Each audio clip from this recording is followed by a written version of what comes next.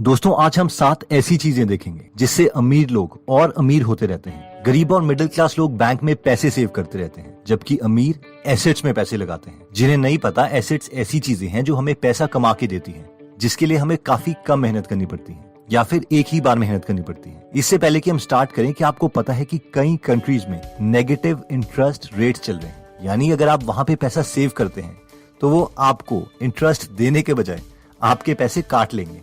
For example, Switzerland में -0.75% interest rate है, Denmark में 0.6%, जापान में -0.1% एंड सो ऑन। ये कंट्रीज ऐसा इसलिए कर रही हैं ताकि नॉर्मल पब्लिक सेल्फ डिपेंडेंट बने और सेविंग करने के बजाय ऐसे आइडियाज ढूंढे जिससे उनकी कंट्री ग्रो हो। एनीवेज, आज का टॉपिक कुछ और है और हम बात करेंगे उन 7 एसेट्स की जिनमें अमीर लोग पैसे इन्वेस्ट करते हैं। तो सबसे पहले आता है रियल एस्टेट। अब हम में से कई लोग सोच रहे होंगे कि रियल एस्टेट यानी प्रॉपर्टी को हमने सबसे पहले क्यों रखा, क्योंकि फोर्ब्स के आर्टिकल के अकॉर्डिंग सबसे ज्यादा अमीर लोग यानी मिलियनेयर्स रियल एस्टेट में ही बनते हैं। रियल एस्टेट में अमीर लोग ब्रॉडली 2 तरीके से पैसे इन्वेस्ट करते हैं, जिसमें पहला आता है फ्लिप, यानी मार्केट प्राइस से कम प्राइस में प्रॉपर्टी खरीदो और थोड़े सालों के बाद लैंड इंप्रूव करके उसे महंगे में बेच दो। इंडियन कॉन्टेक्स्ट में अगर मैं आपको एग्जांपल दूं, तो किसी प्रॉपर्टी में अगर कूड़ा भरा हुआ है, सामने सीवरेज की पाइप है, जिसकी वजह से उस प्रॉपर्टी को कोई नहीं खरीद रहा, लेकिन उसके बाद एक इंटेलिजेंट प्रॉपर्टी डीलर आता है, वो बहुत सस्ते दाम में उस प्रॉपर्टी को खरीद लेता है। थोड़े और पैसे इन्वेस्ट करके वो कूड़ा हटवा देता है, लैंड में बाउंड्रीज बनवा देता है और सामने वाली सीवरेज पाइप को हटा देता है और कुछ सालों में उसी प्रॉपर्टी को 3 या 4 गुना प्राइस में बेच देता है। लेकिन ये उतना इंप्रेसिव नहीं है, क्योंकि ये वन टाइम पेमेंट है, यानी उस प्रॉपर्टी से आपने सिर्फ एक ही बार फायदा उठाया। इसलिए real property dealers, actual investors ऐसा नहीं करते। असली प्रॉपर्टी इन्वेस्टर्स वो हैं जो प्रॉपर्टी को होल्ड करके रखते हैं, यानी उससे कभी बेचते नहीं हैं, बल्कि उसको अपना एसेट बना के हर बार उनसे पैसा निकालते रहते हैं। प्रॉपर्टी को होल्ड करने से हमें 4 फायदे होते हैं, जिसमें पहला आता है ओपीएम, यानी अदर्स पीपल मनी, जिसका मतलब है कि दूसरों के पैसों से वेल्थ क्रिएट करना।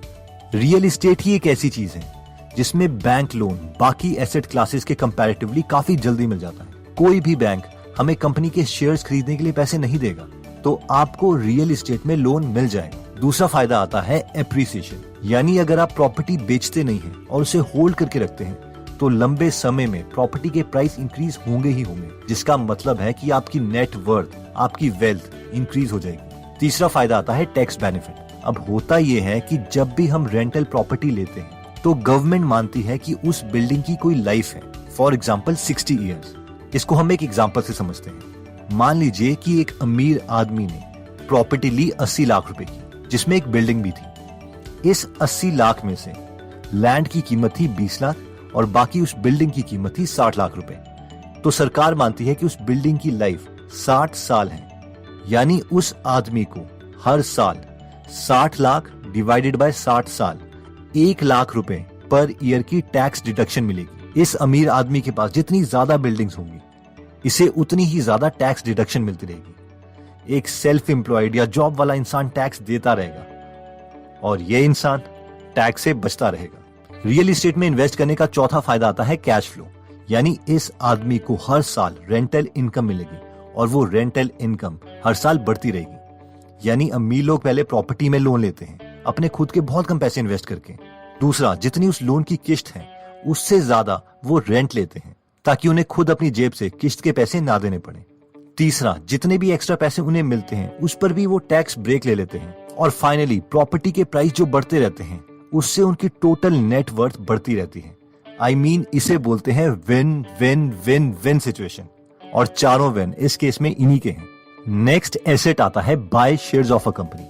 अब जिसे इन्वेस्टिंग के बारे में नॉलेज है, उसके लिए ये सबसे अच्छा प्लेटफॉर्म है पैसे कमाने का। लेकिन कम नॉलेज वालों के लिए शेयर्स खरीदना रिस्की भी है। तो अब सवाल आता है कि हम किसके शेयर्स खरीदें। पीटर लिंच, जो कि एक बहुत ही सक्सेसफुल इन्वेस्टर हैं, वो कहते हैं कि हर एक कॉमन इंसान के पास हर साल कम से कम 2 से 3 अपॉर्चुनिटीज आती हैं जिसके शेयर वो खरीद सकते हैं। लेकिन इसके लिए उसे वही चीज देखनी पड़ेगी जो उसके आसपास हो रही है। फॉर एग्जाम्पल, एक नॉर्मल फोटोग्राफर को पता है कि कौन सी कंपनी के कैमरा ज्यादा बिक रहे हैं। एक डॉक्टर को पता है कि कौन सी नई मेडिसिन पेशेंट्स के लिए नेसेसिटी बन चुकी है। या कौन सी नई मेडिसिन मार्केट में आई है जो किसी और कंपनी ने नहीं बनाई। वैसे ही एक कॉमन हाउसवाइफ को पता है कि कौन सी एक नई केचप है जो मार्केट में आई है और उन्हें और उनके फ्रेंड्स को पसंद आ रही है। वैसे ही एक मॉडल को पता है कि कौन सा नया ब्रांड मार्केट में ट्रेंड कर रहा है। पीटर लिंच बोलते हैं कि जब हमें ऐसे सिग्नल्स मिलते हैं तो हमें देखना चाहिए कि क्या उन प्रोडक्ट्स को बनाने वाली कंपनी पब्लिकली लिस्टेड है या नहीं, यानी उसके शेयर्स बिक रहे हैं कि नहीं। अब इसका मतलब ये नहीं है कि बस जाओ और इनके शेयर्स खरीद लो, बल्कि इसका मतलब ये है कि हमने इन कंपनीज को शॉर्ट लिस्ट कर दिया है और अब हमें जाके इनकी फाइनेंशियल स्टेटमेंट्स पढ़नी है, इनके बारे में और जानना है कि ये कितना पैसा अर्न करती है, क्या इन्होंने उधार लिया है या नहीं। और ऐसे हम बहुत अपॉर्चुनिटीज ढूंढ सकते हैं। पीटर लिंच बोलते हैं कि अनफॉर्चुनेटली पब्लिक इसके ऑपोजिट करती है। फॉर एग्जाम्पल, एक डॉक्टर मेडिसिन के बजाय ऑयल कंपनी में इन्वेस्ट कर रहा होता है। एक ऑयल कंपनी में काम कर रहा इंसान फार्मा में इन्वेस्ट कर रहा होता है। बस सबको लगता है कि मैजिक दूसरी तरफ हो रहा है और जिस इंडस्ट्री को हम समझ सकते हैं उसके बारे में हम ध्यान ही नहीं देते। तभी बोलते हैं कि स्टॉक मार्केट एक ऐसा टूल है जो इम्पेशेंट से पैसा लेके पेशेंस वाले इंसान को दे देता है। नेक्स्ट एसेट आता है लाइसेंसिंग। वैसे ये अपर मिडिल क्लास में उतना कॉमन नहीं है, लेकिन लाइसेंसिंग एक ऐसा एसेट है जिसकी वजह से कई लोगों को बार बार रिकरिंग पैसा मिलता है, यानी पैसिव इनकम। लाइसेंसिंग का एक एग्जांपल तो बिल गेट्स खुद हैं, जो अभी तक माइक्रोसॉफ्ट की हर एक कॉपी पर पैसे लेते हैं, यानी जिस भी कंप्यूटर में उनका सॉफ्टवेयर डलेगा तो उन्हें उस पर कमीशन मिलेगी। अगर हम थोड़े कॉमन लोगों की बात करें तो स्टीफन की एक ऐसे इंसान है जिन्होंने बहुत कॉमन आइडियाज बना के कंपनीज को बेचे और सालों तक कमीशन लेते रहे। फॉर एग्जाम्पल, उन्होंने एक सिंपल माइकल जॉर्डन का वॉल बॉल बनाया था। उसका डिजाइन एक कंपनी को बेचा और 10 साल तक उन्हें हर साल करीबन $1 लाख मिलते रहे, यानी 70 लाख रुपए। और इस डिजाइन पे उन्होंने सिर्फ $20 से $30 खर्च करे थे। Right here, there you see it. James, make sure you play the commercial here. Go ahead, play it. Go one-on-one with Michael Jordan right in your own room with Michael Jordan Wall Ball. Best looking backboard I ever seen. Michael Jordan Wall Ball from Ohio Art Sports. इनका दूसरा बड़ा hit था twist and learn label. ये basically एक normal bottle है जिसके main label के पीछे एक और लेबल होता है और जब इसे घुमाओ तो उसमें काफी ज्यादा डेटा दिख जाता है। और इस डिजाइन से स्टीफन को हर 3 महीने में $2.5 लाख मिलते थे, यानी एक साल में $1 मिलियन, 7 करोड़ रुपए, और वो भी सिर्फ एक बार काम करने पर। जस्ट इमेजिन, कंपनी किसी और की, कस्टमर किसी और का और कॉन्सेप्ट आपका। नेक्स्ट एसेट जिसमें अमीर इन्वेस्ट करते हैं वो है इंडेक्स फंड्स। अगर हम इंडिया के इंडेक्स फंड्स की बात करें तो वो है निफ्टी 50। निफ्टी 50 का मतलब है इंडिया की टॉप 50 कंपनीज, यानी अपनी वेल्थ को मैक्सिमाइज करने के लिए अमीर लोग अपना कुछ पैसा इंडिया की टॉप 50 कंपनीज में लगा देते हैं लंबे समय के लिए, ताकि उन्हें 15% तक का रिटर्न मिल सके। जब जब मार्केट गिरती है, निफ्टी 50 में अमीर लोग और पैसे डाल देते हैं और मिडिल क्लास लोग पैसे निकाल लेते हैं और ये सारे पैसे रीडिस्ट्रीब्यूट हो जाते हैं, यानी मिडिल क्लास और लोअर मिडिल क्लास का पैसा अमीर लोगों के पास आ जाता है और ये अमीर और अमीर होते रहते हैं। निफ्टी 50 पर मैंने एक कंप्लीट डिटेल्ड 2 आवर्स का फ्री कोर्स बनाया है जो हमारे दूसरे चैनल गीगल बिजनेस में है, जिसमें मैंने ये भी बताया है कि मैंने कब, किसमें और क्यों पैसे लगाए थे। तो अगर आप ये कोर्स देखना चाहते हो तो इसका लिंक मैं डिस्क्रिप्शन में दे दूंगा। नेक्स्ट आता है डिजिटल एसेट्स। हमारी पहली पीढ़ियों के पास ये अपॉर्चुनिटीज नहीं थी, लेकिन आजकल के इंटेलिजेंट यंगस्टर्स इसे समझते हैं और इसीलिए वो digital courses, digital products create कर रहे हैं जिससे वो एक बार क्रिएट करके बार बार सेल कर सकते हैं। डिजिटल प्रोडक्ट्स में cost of free production almost 0 है और स्केलेबिलिटी का कोई इशू नहीं है।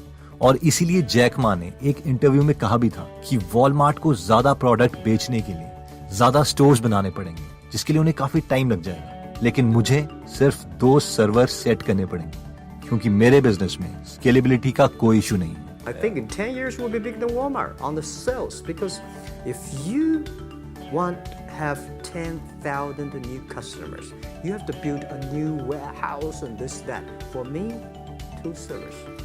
नेक्स्ट आता है बॉन्ड्स। जिन लोगों को नहीं पता, जब हम कंपनी को लोन देते हैं तो कंपनीज हमें एक सर्टिफिकेट इशू करती है कि वो किसी पर्टिकुलर डेट में हमें इतने % इंटरेस्ट के साथ हमारा पैसा वापस कर देगी, और इस सर्टिफिकेट को हम बॉन्ड्स बोलते हैं। जनरली बॉन्ड्स शेयर से काफी सिक्योर होते हैं और इसमें बैंक से ज्यादा रेट ऑफ इंटरेस्ट मिल जाता है। गवर्नमेंट भी बॉन्ड्स इशू करते हैं जो ज्यादातर लोग प्रेफर करते हैं क्योंकि ये ज्यादा सिक्योर है। इन टॉपिक्स के बारे में मैं गीगल बिजनेस में एक अलग से कंप्लीट वीडियो बनाऊंगा। नेक्स्ट आता है बिजनेसेस। ऑब्वियसली बिजनेस ही ऐसी चीज है जो आपको बहुत कम टाइम में बहुत ज्यादा पैसा अर्न करके दे सकती है। अमीर लोगों के लिए बिजनेसेस का ये मतलब नहीं है कि वो बिजनेस में काम करना चाहते हैं, बल्कि उनके लिए बिजनेस एक एसेट है जो कि उन्हें पैसा कमा के दे, जिसके लिए उन्हें बहुत कम काम करना पड़े। ऑल्दो इलॉन मस्क जैसे लोग हैं जिन्हें अपना काम पसंद है और वो पैसों के लिए बिजनेसेस नहीं कर रहे हैं। एनीवेज, bizbuysell.com एक ऐसी वेबसाइट है जिसमें हम बिजनेसेस खरीद सकते हैं। अब इसमें इंडिया के कम बिजनेसेस हैं, लेकिन हमें इन्हें देख के बिजनेसेस के आइडियाज मिल सकते हैं कि क्या कोई ऐसा बिजनेस हम इंडिया में चला सकते हैं या नहीं। इसके अलावा हमारे पास flippa.com है जिसमें हम बिजनेस ढूंढ सकते हैं।